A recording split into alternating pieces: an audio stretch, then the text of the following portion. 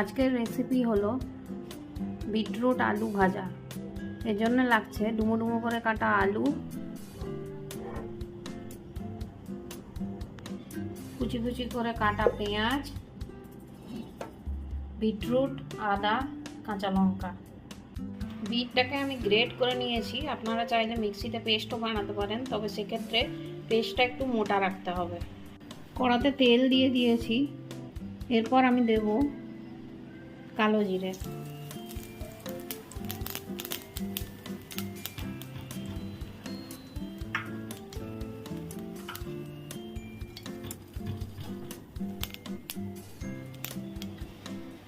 এরপর দিয়ে দিতে হবে কাঁচা লঙ্কা একটু চিড়ে। কাঁচা লঙ্কাগুলো একটু ফাটবে, সেজন্য ঢাকনাটা লাগিয়ে দেবেন।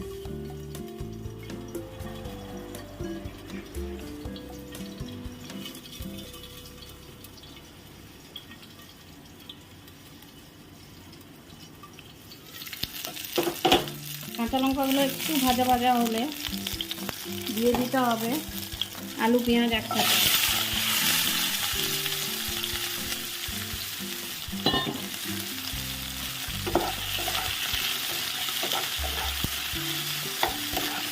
এবার এটাকে একটু ভাজা ভাজা করব। এই সময় চাইলে একটু ঢাকাও দিয়ে দিতে পারেন, তাহলে আলুগুলো কিছুটা সেদ্ধ হয়ে যাবে। আমি ঢাকনাটা লাগিয়ে দিলাম। এবার ঢাকনাটা খুলে এটাকে আমি আর একটু ভাজবো, গ্যাসটাকে একটু বাড়িয়ে দিয়ে।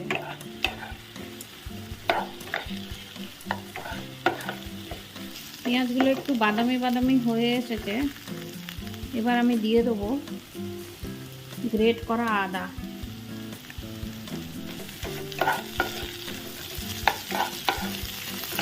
আদাটাকে দিয়ে একটু ভাজবো। গ্যাসটাকে একটু কমিয়ে দিলাম।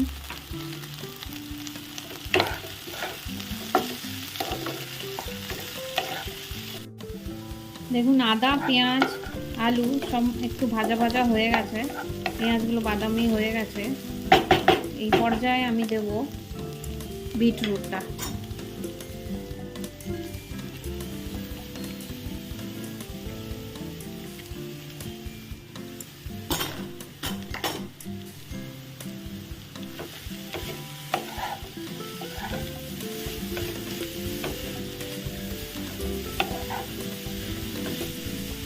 বিটরুটটাকে দিয়ে একটু নাড়াচাড়া করতে হবে। বিটরুটটা দিয়ে একটু নাড়াচাড়া করার পর আমি এতে দিয়ে দিচ্ছি লবণ,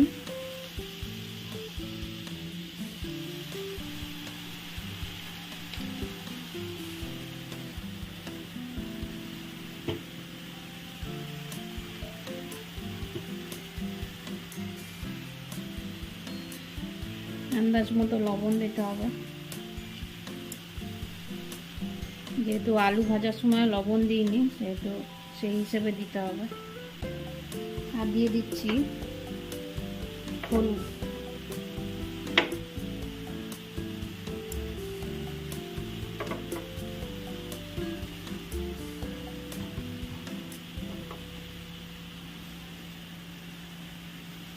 এটাও আন্দাজ মতোই দিতে হবে।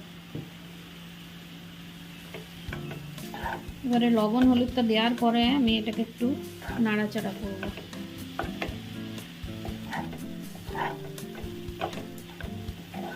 এটাতে আর কোনো মশলা পড়বে না,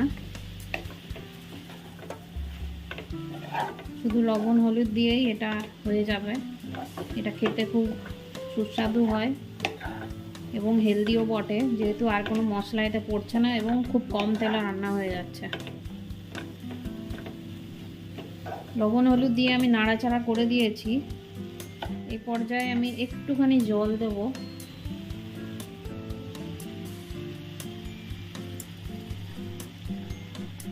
যে বাটিতে বিট রেখেছিলাম ওটা ধুয়েই জলটা দিলাম।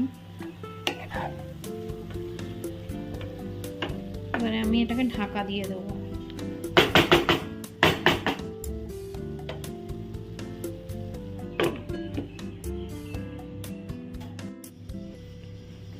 প্রায় 15 মিনিট পরে আমি ঢাকনাটি খুললাম।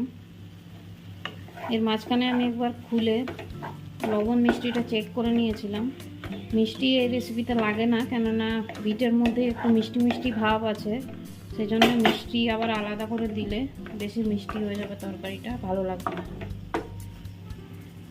দেখুন একদম সব কিছু সেদ্ধ হয়ে গেছে, আলুও সেদ্ধ হয়ে গেছে,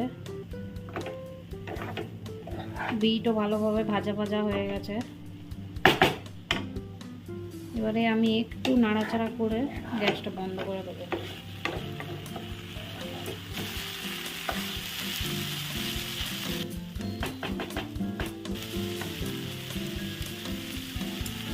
আমি গ্যাসটা বন্ধ করে দিলাম।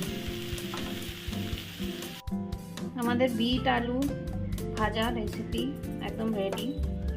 যদি রেসিপিটি ভালো লাগে তাহলে আমার চ্যানেলটিকে সাবস্ক্রাইব করে দেবেন এবং একটি লাইক করে দেবেন। নমস্কার।